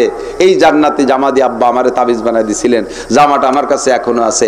এই জামাটা নিয়ে যাও, আব্বার চোখে এই জামা মালিশ করে দিবা, আমার আব্বার অন্ধ চোখ খুলে আব্বার পরিষ্কার হয়ে যাবে, চোখ অপারেশন হয়ে যাবে, চোখ ভালো হয়ে যাবে। ইউসুফ আলাইহিস সালাম ওই জায়গা রয়েছে, ওনার ছোট ভাই বিনিয়ামিন সেখানে। হযরত ইউসুফ আলাইহিস সালামের ভাইরা এই জামা নিয়ে রওনা দিয়েছে, এখনো যাই কেনানে পৌঁছে পারে নাই। মাঝ পথে বুড়ো তো জানে না যে জামা নিয়ে রওনা দিয়েছে, আর আমার ইউসুফের সাথে তার বাকি ছেলেদের সাথে সাক্ষাৎ হয়েছে, ইয়াকুব আলাইহিস সালাম এখনো জানে না। ফাঁকে ওই জামা নিয়ে আসতেছে। ইয়াকুব আলাইহিস সালামের পাশে বাড়ির সদস্য যারা আছে তাদেরকে উনি ডেকে বলছে, এই আমি একটা কথা কব, তোরা কিছু মনে করবি নাকি? আবার 3-4 জন এর মধ্যে কয় না, আপনাকে তো করছে না, ইয়াকুব আলাইহিস সালাম বাড়িওয়ালাকে কইতেছে, আমি একটা কথা বলবো, তোরা যদি লাউলা আন তুফার নিদুন বার্ধক্যজনিত দুর্বলতার কারণে এরকম পাগলামি কথা মানুষ বলে থাকে, এই জাতীয় অপবাদ আমারে না দিস। কথা বুঝছেন তো, যে মানুষ বুড়ো হয়ে গেলে অনেক এলোমেলো কথা বলে না, তা আমি বার্ধক্যজনিত দুর্বলতার কারণে এলোমেলো বলতেছি, এই বদনাম যদি আমারে না দিস, এর নাম হলো আরবি কোরআনের ভাষায় লাউলা আন তুফান্নিদুন, তাহলে আমি একটা কথা বলবো। সবাই বলতেছে বলেন, দেই কি কবেন? কয় জি, এই মিশরের দিকের থেকে আমার ইউসুফের জামার গিরান আসতেছে। একে পুরসি দাজা গমকার দাফরজান क्या है रोशन गहरे पीरे खिरद मन ज़मिस्रजबू ये पैराहन शमीदी चिरादर चाहे के नानस नदीदी वो गुप्ता वाले माबर के जहानस दमे पैदा वदे गर्दम निहानस गाहे बर तार में आला नशीनम गाहे बर पुश्ते पाए खुद नबी नाम अगर दरवेश बर हाले बिमंदे सारे दस्तल दो आलम बर फिशंदे टुकन्ना अल्लाहु अकबर। তোরা যদি আমার এই বদনাম না কইস, তাহলে আমি এই কথাটা কইতেছি আমার ইউসুফের জামার গিরান মিশরের দিকে আসতেছে। তবুও তারা এই কথা শুনে কয়ে বলে, ও বার্ধক্যজনিত কারণে বুড়ো মানুষের নানান কথা কয়ে থাকে। তাই তো তোরা কইলে, আমি তো আগেই ঠেয়ালাম তোকে। যাই হোক, কয়ে চুপ করে রয়েছে। 2 দিন বা 3 দিন পরে ওনার ছেলেরা সেই জামা নিয়ে হাজির। কবেন না আল্লাহু আকবার। মালিক কে? এ জামা নিয়ে হাজির। যাই হোক, আব্বা এই যে আপনার ইউসুফ আপনার জন্য জামা পাঠাই দিছে। আল্লাহু আকবার। জামা পাইয়া বুড়ো বুকের সাথে জড়াই ধরে, যে বুড়ো নড়তে পারে না, চোখে দেখে না, খুশিতে একটা লাফ মারছে উপর দিক। একজন সুস্থ সবল লম্পেতে যারা পারদর্শী, লাফানুতে যারা পারদর্শী, এর একজন যুবক লাফ দিয়ে যতটুকু উপরে উঠতে না পারে, বুড়ো লাফ দিয়ে তার চেয়ে উঁচু হয়ে গেছে। পড়ি আত্মাও ভাঙ্গে নাই। জান্নাতি জামা কাছে বুকের সাথে লাগাইয়া চোখে যখন লাগাইছে মোহাম্মদ, আল্লাহ আমার ইউসুফের জামা, আল্লাহ আমার ইউসুফের জামা, এই করে কাঁদতেছে। চোখে লাগাইছে। 40 বছর বয়সের আগে মানুষের চোখের পাওয়ার ঠিক থাকে। ইয়াকুব আলাইহিস সালামের 40 বছর বয়সের আগে চোখের পাওয়ার যেমন ছিল, চোখের পাওয়ার সেরকম হয়ে গেছে। জান্নাতি জামা। উনিও বলে দিয়েছে ইউসুফ আলাইহিস সালাম, এই জামা আমার আব্বার চোখে লাগাবেন তো দেখবেন যে চোখের পাওয়ার খুলে গেছে। এরপরে এই কইছিলাম না তোরা এই দিক দিয়ে যে আমার ইউসুফের জামার গিরান আসে, তাই সেই জামা আসলো কোত্থেকে? তোরা তো আমার কলি যে বার্ধক্যজনিত দুর্বলতা এগুলো কইতেছে। তখন এখন সবাই প্রশ্ন করছে যে এই যে এতদিন পরে 17, 18, 20 বছর পরে আপনি ইউসুফের জামার গিরান মিশরের দিকে আসতেছে, তা টের পালেন, অথচ আপনার বাড়ির কাছে কেনানের কুয়োর মধ্যে 3 দিন পড়ে থাকলো, সেই 3 দিন টের পালেন না? কে কথা কয় না? প্রশ্ন হয় কিনা? একে পুরসি দাদা গমকার দাফরজান क्या है रोशन गहरे पीरे केरदमान যে মেসরাজবু ইয়া পায়রাহান শামিদি, মিশরের থেকে জামার গিরান পান। যে মেসরাজবু ইয়া পায়রাহান শামিদি চেরাদার চাহে কেনানাস নাদিদি। এই কেনানের কুয়োর মধ্যে 3 দিন পড়ে থাকলো, সেই 3 দিন দেখলেন না? দেখলি তো, সেই 3 দিন দেখলি তো উঠে বাড়ি নিয়ে আসতে পারতেন। তো উনি বললেন, এটা নবীদের শান। বিদ্যুৎ চমকানোর মতো গভীর অন্ধকার রাত্রে কিচ্ছু দেখা যায় না, নিজেকেও দেখা যায় না। যখন বিদ্যুৎ চমকায়, আকাশে মেঘে যদি বিদ্যুৎ চমকায়, তখন আগান বাগান কুয়ো কানা যেখানে যাচ্ছে সব আলোকিত হয়ে যায় না? আবার বিদ্যুৎ কি অনেকক্ষণ থাকে? মুহূর্তের মধ্যে শেষ হয়ে যায়, আবার সেই অন্ধকার। নবীদের হালাত এরকম বিদ্যুৎ চমকানোর মতো। কখনো বিদ্যুৎ চমকায়, তখন আমি আরশে আজিমে আল্লাহকে দেখতে পাই। আবার কখনো বিদ্যুৎ চলে যায়, আমার পায়ের উপরে কি আছে তাও আমি দেখি না। আমার কেরান যে 3 দিন কুয়োর মধ্যে পড়েছিল, ওই 3 দিন আমার বিদ্যুৎ ছিল না, তাই আমি দেখি নাই। এখন আল্লাহ তাআলা বিদ্যুৎ চমকায় দিয়েছে, আমি দেখি মিশর থেকে আমার ইউসুফের জামা নিয়ে আসতেছে। কোন সুবহানাল্লাহ। লম্বা কিচ্ছা। তো দোস্ত আসাদুন্নাসে বালান আল আম্বিয়া। এখানে হযরত ইয়াকুব আলাইহিস সালাম আল্লাহ তাআলা পরীক্ষা নিয়েছে ধৈর্যের সাথে। ফাসাবরুন জামিল, উনিকে আমি কঠিন ধৈর্য ধরলাম। ফাসাবরুন জামিল, উত্তম ধৈর্য ধরার বদৌলতে আল্লাহ তাআলা আবার সোনার ইউসুফকে ওনার হাতে পৌঁছে দিয়েছে। কোন সুবহানাল্লাহ। সবচাইতে বেশি পরীক্ষার সম্মুখীন ইব্রাহিম আলাইহিস সালাম। ওই সেই গুড়ায় চলে যায়, এই বংশেরই তো ইউসুফ আলাইহিস সালাম, ইয়াকুব আলাইহিস সালাম। গুড়ার হলো ইব্রাহিম আলাইহিস সালাম। অগ্নি পরীক্ষায় পাস। লাস্টের পরীক্ষা হলো সন্তান জবাই করার পরীক্ষা। আরে ভাই এদিক তাকান, আমারে হাত পা বাঁধিয়ে বিশাল আগুন জ্বালাইয়া ধরে ফেলাই দিল। আমার নিজের ছুটার কোনো ক্ষমতা নাই, এ জায়গা আমাকে আগুনের ভিতরে পড়তেই হবে। পড়তেই হবে। সুযোগ একটুক ছিল যে সরকার বাহাদুরকে যদি আমি মেনে নেই তাহলে আগুনের মধ্যে পড়া লাগবে না, আমি সেইটুক মানি নেই, তাই ধরে বাঁধিয়ে ফেলাই দিছে। এ জায়গা আমার স্বাধীনতার কিচ্ছু নেই, আমার স্বাধীনতাকে খর্ব করছে দড়ি দিয়ে বাঁধিয়ে, ঠিক কিনা? কিন্তু স্বাধীন উন্মুক্ত পরিবেশে আল্লাহ পাক হুকুম করলেন, তার ডাইরেক্ট হুকুম না, স্বপ্নের মাধ্যমে বললেন, দেখাইলেন যে স্বপ্নে আল্লাহ হুকুম করছে। খেয়াল করেন, আল্লাহ হুকুম করেন নাই যে ইসমাইলকে জবাই করো, আল্লাহ হুকুম করে নাই স্বপ্নে, স্বপ্নে দেখতেছে যে ইসমাইলকে জবাই করতেছে, এইটুক স্বপ্নে দেখছে। এই স্বপ্নের পরে উনি তো নানান ব্যাখ্যা করতে পারতেন, আমাদের দেশে ব্যাখ্যা আছে কি, এদিক তাকান। যদি কেউ কোনো খারাপ স্বপ্নে দেয় যে আমার আব্বা মরে গেছে, এই স্বপ্নে দেয়, দিনের বেলা কেউ যদি কয় যে আমি তো স্বপ্নে দেখলাম আব্বা মরে গেছে, কয় যে এই জাতীয় স্বপ্নে নিজেকে মধ্যে দেখলে হলো পদ্যে পদ্যে যায়। আপদ বিপদের স্বপ্নে দেখলি আপনাকে এদিকে আছে না এরকম ব্যাখ্যাতা, পদ্মে পদ্মে যায়। তা আমি ইসমাইলরে জবাই করতেছি, এই স্বপ্নে দেখছি, তার মানে এই এলাকায় যেন কে তার ছেলেরে জবাই করবে, এ কথা বুঝলে বুঝতে পারতেন, কিন্তু তা না বুঝে উনি বুঝলেন নবীদের স্বপ্ন ওহি কাজে আমি যা দেখেছি ইসমাইলকে জবাই করতে হবে। 13 বছর আগে মক্কায় থুয়ে আসছে, দুধের বাচ্চা, 3 মাসে বাচ্চা, 13 বছরের মধ্যে এখন চিঠিও দেয় নাই, একটা ফোনও করে নাই, কাহারও কাছে খবরও নেয় নাই, আল্লাহর হুকুম হয় নাই তো যায় নাই। 13 বছর পরে উনি হজের নিয়তে মক্কায় যাইতেছে। 8 তারিখকে বলা হয় ইয়ামে তারবিয়া, 9 তারিখকে বলা হয় ইয়ামে আরাফা, আর 10 তারিখকে বলা হয় ইয়ামে হজ বা ইয়ামে উযহিয়া, কুরবানি। এই 8 তারিখে উনি স্বপ্নে দেখছে, 9 তারিখে স্বপ্নে দেখছে যে আমি ইসমাইলকে জবাই করতেছি। বাস 10 তারিখে আর দেরি না করিয়া উনি এদিক ওদিকতে ব্যাখ্যা না করে চলে গেছে, যাইয়া মক্কায় যাইয়া হযরত এরা ইসমাইল আলাইহিস সালামের কাছে চলে গেছে, যাইয়া বয়স তখন তার 13 বছর। বয়স কত? 13 বছর। একটু কাছে ডাইকে নিয়ে দূরি সরাই নিয়ে সর্বপ্রথম সালাম দিয়েছে, আসসালামু আলাইকুম মান আনতা ইয়া বুনাইয়া, বাবা তোমার নাম কি? এ ভাই এদিক তাকান, কোনো কেজি কিন্ডার গার্ডেন নাই, কোনো মসজিদ মক্তব নাই, কোনো মক্তবের হুজুরও নাই, একজন শিক্ষক নাই, মায়ের কোলে থেকে অট্টুক বড় হইছে, আশেপাশে মানুষে তেমন না।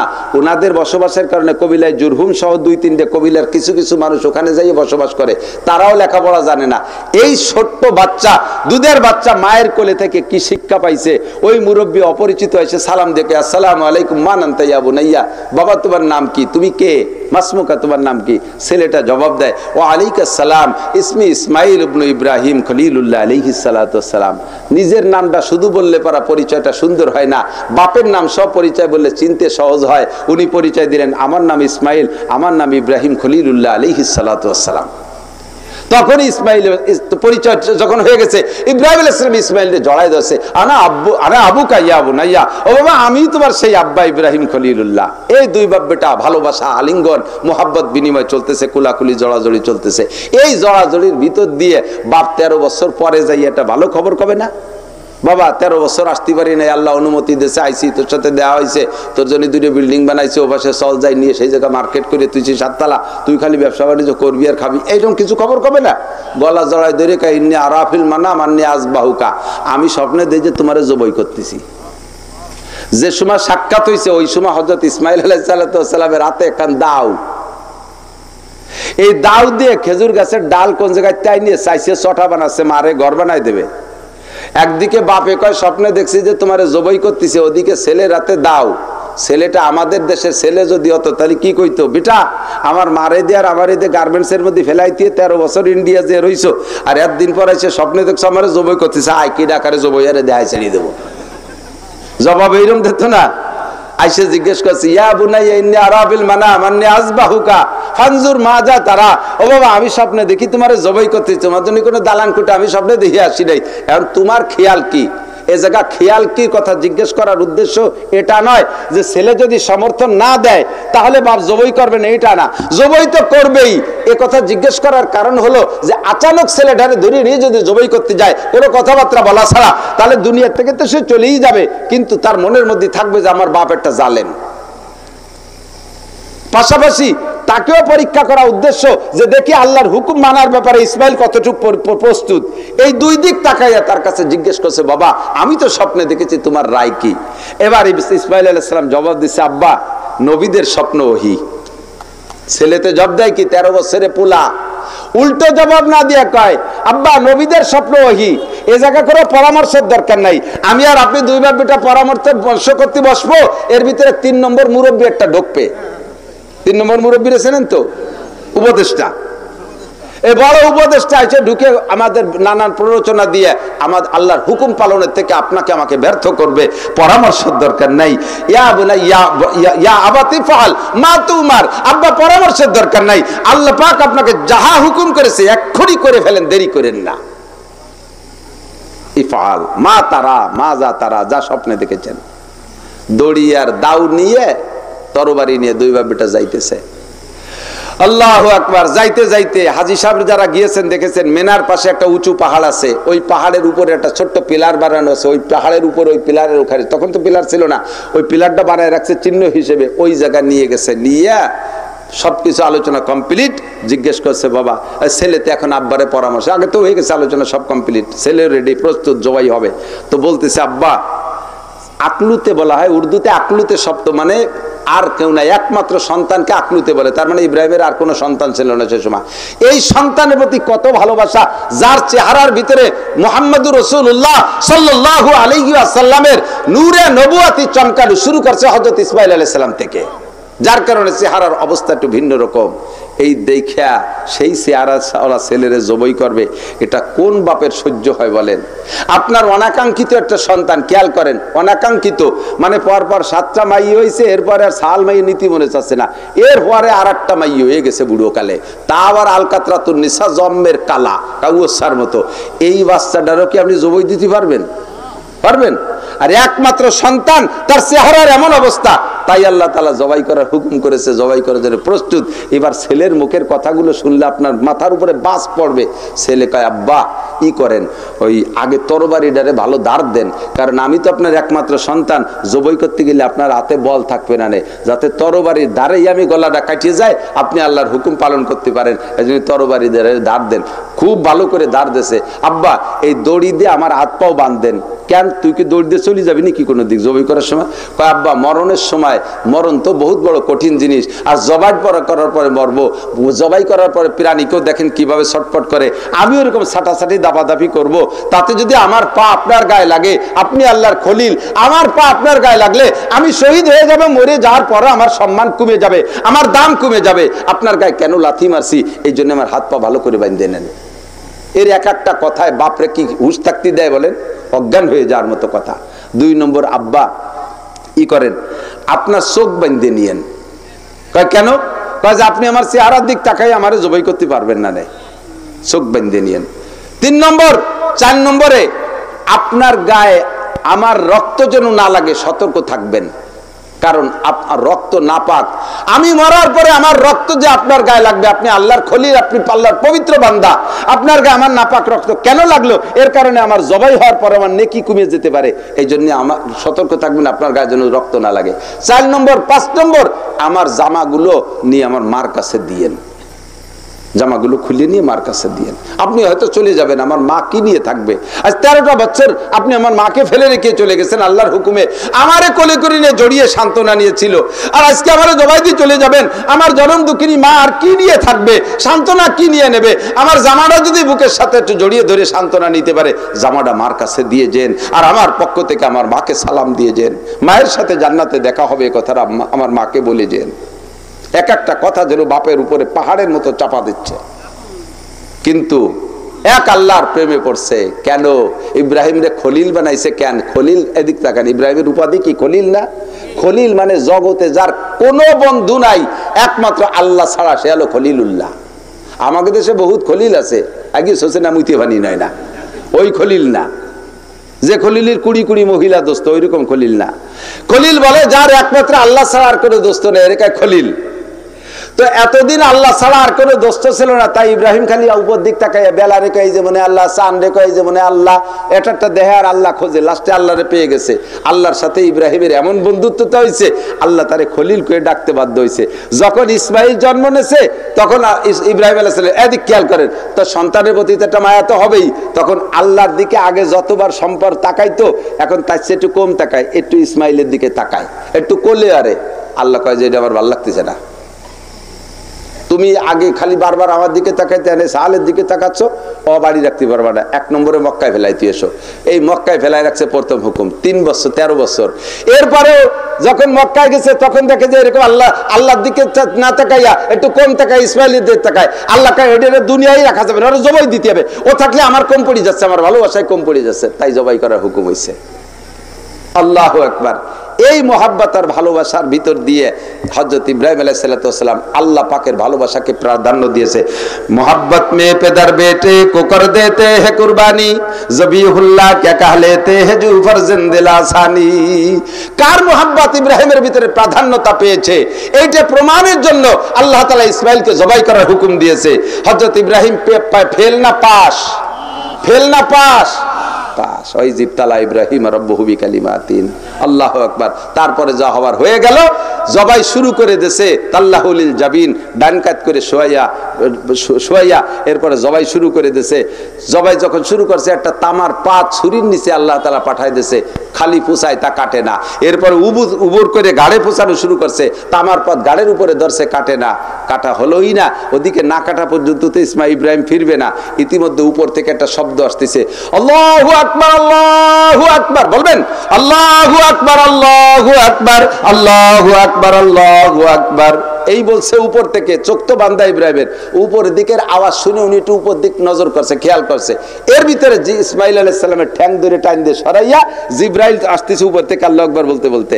ওই একটা জান্নাত থেকে একটা দুম্বা আইনা ছুরিতে পোস্তে পোস্ট চলতেই তালে আছে, আর উপর দিকে ইব্রাহিম নজর। যখন দুম্বা পাইতে ধরছে ছুরির নিচে, পোস্ট করে দুম্বার মধ্যে গলা বসে গেছে, জবাই হয়ে গেছে। ইব্রাহিম আলাইহিস সালাম খুশিতে খুশিতে যে আমি আল্লাহর হুকুম পালন করছি, ইসমাইলের জবাই। উনি জানে না যে ইসমাইল চলে গেছে, দুম্বা পাইতে ধরছে, জবাই হয়ে গেছে, খুশিতে আলহামদুলিল্লাহ। এখন উনি পড়ে উঠছে লা ইলাহা ইল্লাল্লাহু আল্লাহু আকবার। ইব্রাহিম আলাইহিস সালাম পড়ে উঠছে লা ইলাহা ইল্লাল্লাহু আল্লাহু আকবার, আল্লাহ ছাড়া কোনো মাবুদ নাই, আল্লাহই সবচেয়ে বড়। আমি আল্লাহকে বড় প্রমাণ করেছি, আমার ইসমাইলকে বড় প্রমাণ করি নাই, ইসমাইলের জবাই দিয়েছি। এই বলে উনি খুশি প্রকাশ করে লা ইলাহা ইল্লাল্লাহু আল্লাহু আকবার বলে চোখ খুলছে, খুলে দেয় যে ইসমাইল দাঁড়ায় রয়েছে নিচে দুম্বা জবাই। এই তুই দাঁড়ালি কা? এই দুম্বা করতে কেন দিলি? তুই এদিকে দাঁড়ালি কা, উঠে গেলি কা?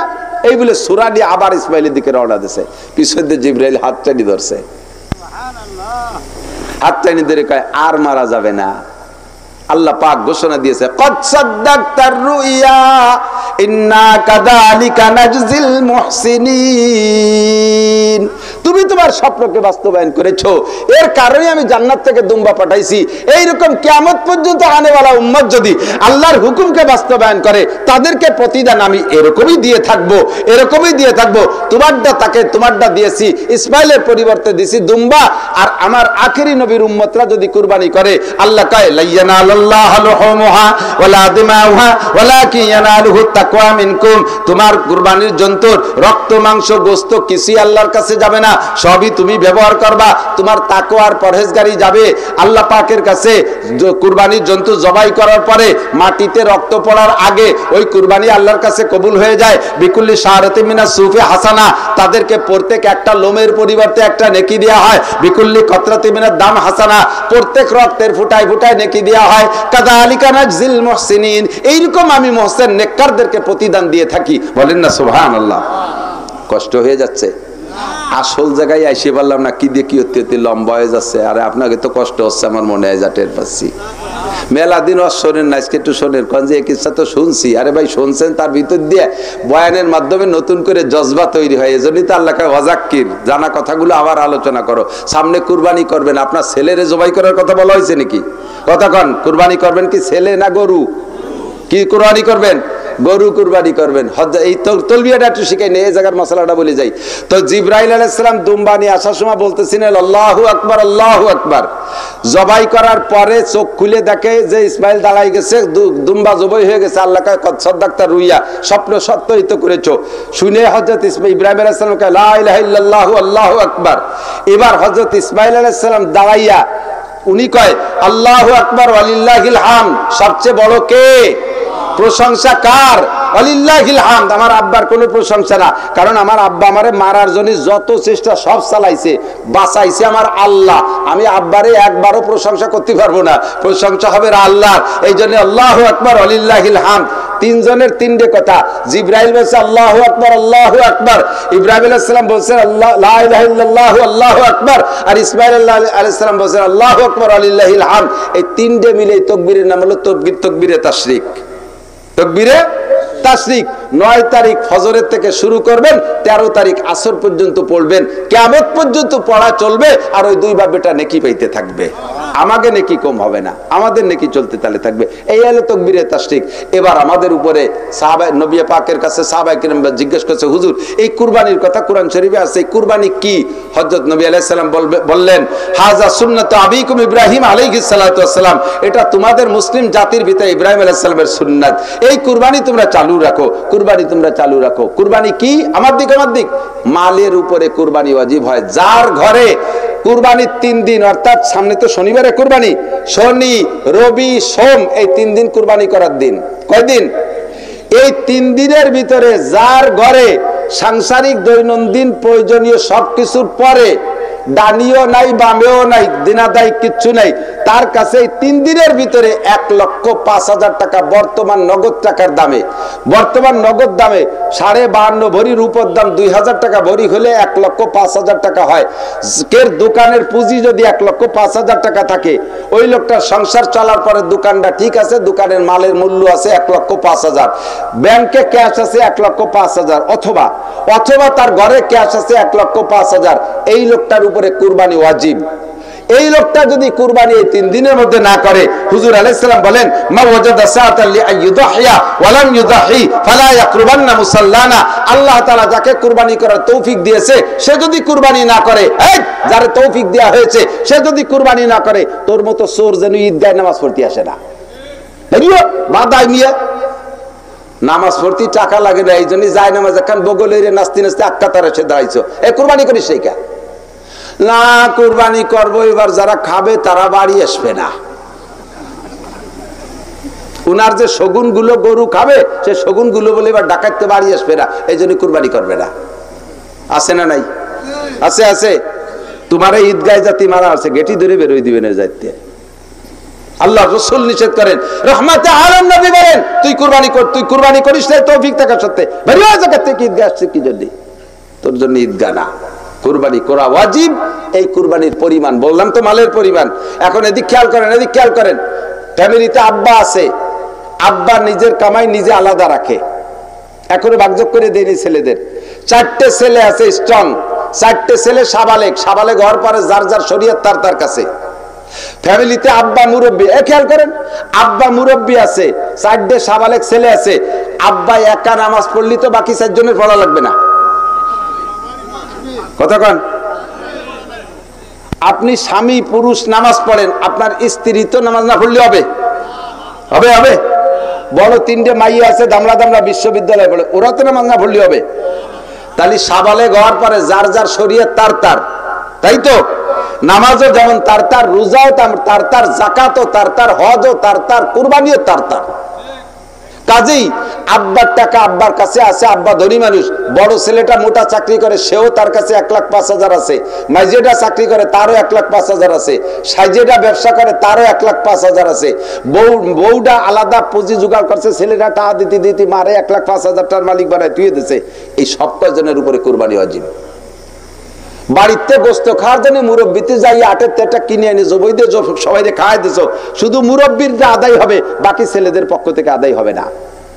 যার যার মাল আছে তার উপরে ওয়াজিব। এই কুরবানি প্রত্যেকের উপরে ওয়াজিব। এটা একবার দিলে হবে না, প্রত্যেক বছর দিতে হবে, প্রত্যেক বছরই ওয়াজিব, প্রত্যেক বছরে মালের উপরে প্রত্যেকবার ওয়াজিব। কথা কি বোঝা গেছে? এবার কুরবানি করছেন যে কয়জনে মিলে, তার ভিতরে 7 জনের ভিতরে 6 জনের টাকা হালাল, একজনে শুধু সুদিয়া সমিতিতে, সুদিয়া সংস্থায় চাকরি করে, সুদের প্রতিষ্ঠানে সুদের প্রতিষ্ঠানের নাম কইলাম না, কি কি সুদের প্রতিষ্ঠান সবাই জানেন। যে প্রতিষ্ঠানে সুদে কারবার লেনদেন হয়, ওই প্রতিষ্ঠানে চাকরি করে, সে জায়গায় নিয়মিত ডিউটি করে, সে জায়গা থেকে বেতন পাইছে, ওই বেতনের টাকা দিয়ে জেনুইন ডিউটি করে, ডিউটিতে ফাঁকি দেয় না। ওনার মনের বিশ্বাস যে আমি তো ডিউটিতে ফাঁকি দিই না, কাজে আমার চাকরি হালাল, আমার বেতন হালাল। কিন্তু তোমার প্রতিষ্ঠানটা সুদের প্রতিষ্ঠান, ওই সুদের প্রতিষ্ঠানে যে চাকরি করে বেতন পাইয়া এই 7 ভাগের 1 ভাগই হয়েছে, এর কারণে বাকি 6 ভাগের কুরবানিও বাতিল। আর যে ডাইরেক্ট সুদ খায় সে তো আছেই আর এক জায়গা। যে ঘুষখোর ঘুষের টাকা দিছে, আপনাদের অজান্তে যদি এমন করে সুদ করার ঘুষখোর ঢুকে পড়ে যে আপনারা 6 ভাগিতে জানেন না, তাহলে আপনাদের কুরবানিটা আপনাদের কাছে নেকি পাবে, কিন্তু মুহূর্ত হিসেবে কুরবানি বাতিল হয়ে গেছে ওর একার কারণে। এখন কিয়ামতের ময়দানে যাইয়া ওর অন্যান্য নেকি থেকে আপনাদের 6 জনের কুরবানির নেকি আল্লাহ তাআলা দিয়ে দেবে, আর আপনাদের কুরবানি নষ্ট হওয়ার গুনাহ সব ওর গাড়ি যাই উঠবে। এই জন্য খুব হিসাব নিকাশ করে কুরবানি। আপনার বড় গরু দেওয়ার দরকার নাই, আপনি ছোট গরু দেন, তবুও ঘুষখোর সুদখোর কে আছে, কার টাকার প্রতি সন্দেহ আছে, এই সন্দেহ থাকা আলাদেরকে আপনি ভাগে নিয়েন না। আপনি দরকার একটা ছাগল দেন, তাও ভালো। এদিক খেয়াল করেন। আরেকটা ছোট্ট মাসালা কয়ে দেই, কথা কি বোঝা গেছে? আপনি সারা বছর ধরে ভ্যান চালাইয়া, রিক্সা চালাইয়া কোনো মতে সংসার চালাইছেন, ডানি বামে কিচ্ছু নাই, দিনাও নাই 1 টাকাও, ডানিও নাই 1 টাকাও, আপনার পর কুরবানি ওয়াজিব না। কিন্তু আপনি একটা বাছুর গরু, একটা বাছুর গরু গত বছর 1.5 বছরই একটা বাছুর আপনার সাউরি আপনার দেশে আইরিয়ে বাছুর, তাই এনে ফালতি ফালতি এবার কুরবানি হুনতে 2.5 বছর হয়ে গেছে বয়স, কুরবানি জায়েজ হয়ে গেছে। এইটা বাজারে বিক্রি করছেন 2 লাখ টাকা, আর কোনো পয়সা করি নাই। সাউরির দিয়া বাছুর কুরবানির দিন, কুরবানির আগে হাটে বিক্রি করছেন 2 লাখ টাকা। এখন আপনি ধনী হয়ে গেছেন, আপনি 1,05,000 টাকায় ধনী হয়ে গেছেন, সেখানে আইডিটা বেচছেন 2 লাখ টাকা। সাউরি আপনার কাছে এই টাকা নেবে না, 2 লাখ টাকার মালিক হয়ে গেছেন। এই 3 দিন আপনার কাছে এই টাকা আছে, ওর থেকে আপনার কুরবানি দেওয়া ওয়াজিব হয়ে গেছে, আল্লাহ আপনার ধনী বানাই দিছে। একটা বাছুর বেচে কত টাকা হয়েছে, তার দিকে হুজুর বদনজর, বদনজর না, নেট নজর। আমি যদি চাই আইডিয়াই যদি কুরবানি দেয়, তাহলে থাকলো কি? আল্লাহ কয় তোমার ওই 2 লাখ টাকার কাছে তো 2 লাখ টাকার কুরবানি চাচ্ছি না, তুমি ওই 2 লাখ টাকার মধ্যে 10,000 টাকা দিয়ে একটা ছাগল কিনে দাও, তাতেই তোমার হক আদায় হয়ে গেল। বাকি 1,90,000 টাকা তোমার থাক, আমি তো তোমার কাছে 2 লাখ টাকা দিয়ে আরেকটা আইডি কিনে দিতে করছি না। কথা কি বোঝা গেছে? কুরবানি দিয়ে দেয় যারা, ছোটে খাটে কয়টা মশলা বলবো, আবার আরে কয় আর কথা, কানার কাছে 2 চোহের কথা। এদিক তাকান, রাতভর ভালো ভালো ওয়াজ করবো, আপনারা বসবেন, শুনবেন, শিখবেন, তা ঠিক আছে, কিন্তু মাদ্রাসা লাগে নজর রয়েছে যে হুজুর কর্ণে কয়টা টাকা উঠে দিবেন। এই টাকা না উঠে দেওয়া পর্যন্ত তাকে জিভে পানি নেই। তবে টাকা কালেকশন করার জন্য মাহফিল না, মাহফিল হলো আপনাদের বয়ান শোনানোর জন্য। এদিক তাকান, যদি দেন দেবেন, শেষে কোনো দুঃখ নেই, কিন্তু ওয়াজ শেষ পর্যন্ত হয়ে যাক। কষ্ট হচ্ছে আপনাদের? আমি এলে 1 ঘন্টা ওয়াজ করবো বলে নিয়ত করছি, তার মানে ঘন্টা দেড়েক হয়ে গেছে, টের পাই না, কোন ফাঁকে ফাঁকে চলে গেছে টাইম, টের পাই না। তবে কয়টা মশলা শেখা জরুরি, যে কথা আমি আগে বলছি। হুজুর বলেন মজলিসু ফিকিন খায়রুম মিন ইবাদাতি 60 সানা। একটা খেয়াল করতেছেন না, খেয়াল করতেছেন আমার দিক, ইম্পর্টেন্ট, ভেরি ভেরি ইম্পর্টেন্ট জায়গায় চলে আসছি। এতক্ষণ পর্যন্ত হলো ফানাইছি, এখন হলো দোয়ানের সময়। গাই দোয়াতে আগে ফানানো লাগে না, এতক্ষণ ফানাইছি, এখন দোয়ানের সময়। এই সময় আতুন ছড়াই নিয়ে গেলে দুধ বাড়ি যাবে না, খেয়াল করেন এদিক। শুনতেছেন? কুরবানি করবেন হালাল টাকায় দিয়ে, 1 নম্বর। কুরবানি যাদের অজীব হয়েছে তারা কুরবানি করবেন, 2 নম্বর। 3 নম্বর হলো কুরবানির পশুর ভিতরে আপনার মাসালার দিকে খেয়াল করতে হবে। অনেকগুলো মাসালা আছে। আগে প্রথা দেখছি, আগে ছিল আমাদের ছোটবেলায় দেখছি যে মৌলবীরা জবই দিয়ে দিত, মোল্লারে কাল্লা দিত। মুরব্বীকে মনে আছে নাকি? এখন কি দেয় নাকি? দেয় না। এর জন্য পর্যাপ্ত ওয়াজ করছি, তা করি নেই। হয়তো কোনো একদিন কয়ে দিচ্ছে যে মোল্লারে কাল্লা দিলে কুরবানি হবে না, বাস আপনারা আমল করে ফেলাইছেন। কেন এত তাড়াতাড়ি এই মাসালাটার পর আমল করলেন কেন? এটা আমল করাতে আপনাদের নিজস্ব লাভ আছে, কাল্লা বাড়ি থাকতেছে। আর যদি বলি যে মানুষ মারা গেলে 4 দিনের দিন মিলাদ দিয়ে জিলাপি খাওয়া জায়েজ নাই, একটু খাতাম 2 দিন জিলাপি, তাও হুজুররা লাগছে, এই কথাটা মানতে রাজি না। কারণ এ জায়গা যদি এই মিলাদের নিষেধ মেনে নেন, তাহলে জিলাপি